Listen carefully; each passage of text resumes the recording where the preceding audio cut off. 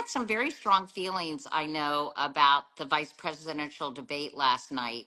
Can you tell us your reaction to what you saw and heard? Uh, sure. So, a few things. One is Tim Walz was true to himself, as he always is. I think he told the world he wasn't going to be some smooth debater, and he wasn't like in first grade thinking, I want to be on the national debate stage. Went into teaching, National Guard, and then Congress, and has done a great job as our governor. So, I think some of the three big things that I saw on that debate stage was, and kind of have to parse through everything. And one of them is relevant to what we're talking about here today, was the Affordable Care Act, where he stood up squarely for the Affordable Care Act. J.D. Vance was making an argument that existing law protects people from being kicked off of insurance for their pre-existing conditions, by the way, including breast cancer. That existing law is the Affordable Care Act.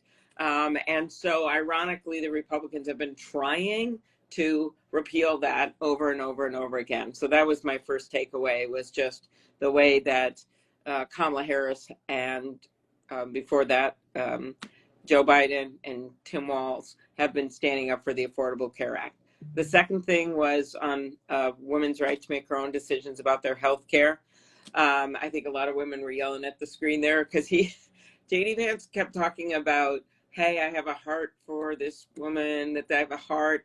But when your policies are heartless, I don't quite believe that. I believe he may have empathy, but I don't believe that heartless policies mean that you really have a heart for what needs to be done. And when women are bleeding out in parking lots outside of hospitals because they live in a state where abortion has been banned, or it's after 6 weeks and they only know they're pregnant if they do at all, maybe for 2 weeks. It's a crazy situation with these laws they put in place in 1/3 of the states. And we've literally had people die of miscarriages and the like. And so that was the second thing. And the third was minute 90.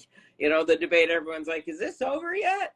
Minute 90, when the moderators asked, do you believe that Joe Biden won the election last time, because that's going to tell how you're going to be in the next election. And he refused to say, and agreed with Donald Trump, that there were problems with the election. I thought that was really a problem, because the vast majority of Americans, including a whole bunch of Republicans and independents, believe that that election was valid, and that Donald Trump's assault on that election and the insurrection was one of the defining moments for our country. And I believe you want someone that's going to support a democracy. So those were my thoughts, just from a bigger picture of where we're going from here. I am, proud of our governor being on the ticket, and proud of how Kamala has united our party and then reached out to Republicans and independents.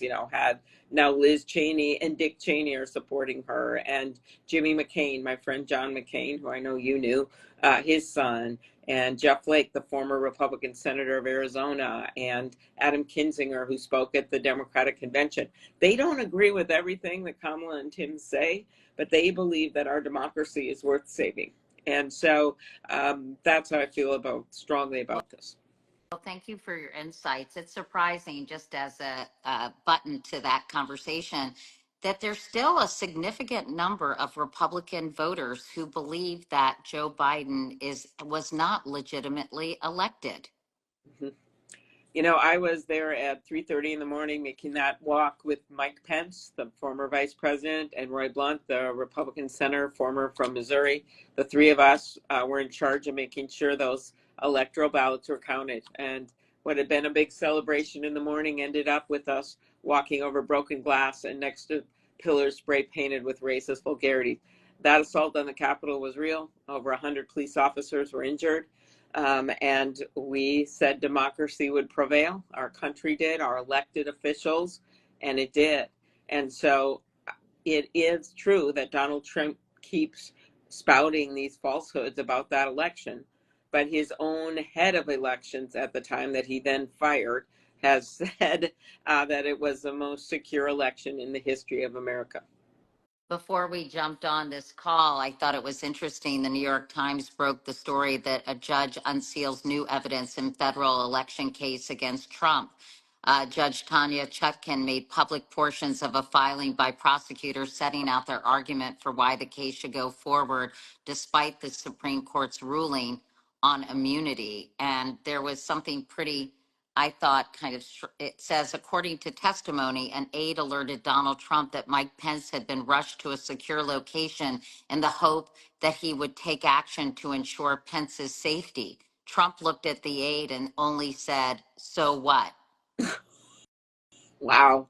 I had not heard that story Yeah, myself. that's Maybe it's that's out there before, but I mean, I was in that room with all the senators, both people who were strong supporters of Donald Trump and people that weren't, of course.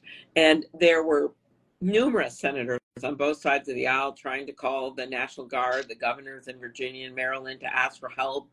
I remember us waiting to see if then President Trump would address the nation, and he didn't. And Joe Biden went on because he was the president-elect. And it was just the most chaotic scene as these police officers would come in with cuts down their face, telling me as the incoming chair of the Rules Committee and Roy that, we don't have enough guards out there. We don't have enough people because they're all trying to fight off the insurrectionists. Someone just put a picture up on Facebook.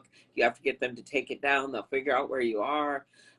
It was complete chaos. And so I just think that's just an unbelievable thing. And Mike Pence did the right thing that day. And he made sure he himself at 3:30 in the morning when we go over to the House, called the final election results because he thought it was important. I had done it at first and he said, I need to do this too.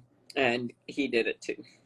So I think he did that for history's sake. I think it's interesting how so many people seem unbothered by what happened or have selective memory on what Yeah, I happened on will. January It 6th. was like 90 senator. I mean, maybe 94 out of 100. I mean, that validated those results. So it's important to note that some really conservative senators believed that election was valid. And some of them who in the morning were going to kind of mess around, change their mind, and stood up for the election results. So there's just no question about it.